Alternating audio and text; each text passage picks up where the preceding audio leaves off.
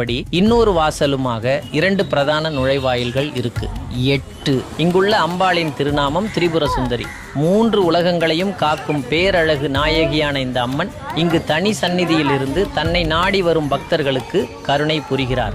9 ஒவ்வொரு வருஷமும் பங்குனி மாசத்துல சில நாட்கள் மட்டும் சூரியனோட ஒளிக்கதிர்கள் நேரா கருவறையில் உள்ள சிவலிங்கத்தின் மீது படும். இது சூரிய பகவானே மருந்தீஸ்வரரை வழிபடுவதாக ஐதீகம். 10 இங்கே கொடுக்கப்படுற விபூதி, தீர்த்தம், வில்வ இலை எல்லாமே வெறும் பிரசாதம் மட்டும் இல்ல, அதுவே நோய்களை தீர்க்கும் மருந்துன்னு பக்தர்கள் பக்தியோட வாங்கிட்டு போறாங்க. உடல் நலத்துக்கும் மனநலத்துக்கும் ஒரு சிறந்த பரிகார தலமா விளங்குற நம்ம திருவான்மியூர் மருந்தீஸ்வரர் கோயிலுக்கு நீங்களும் ஒரு முறை கண்டிப்பா போயிட்டு வாங்க. இந்த வீடியோ பிடிச்சிருந்தா லைக் பண்ணி ஷேர் பண்ணுங்க, மறக்காம சப்ஸ்கிரைப் பண்ணுங்க. நன்றி.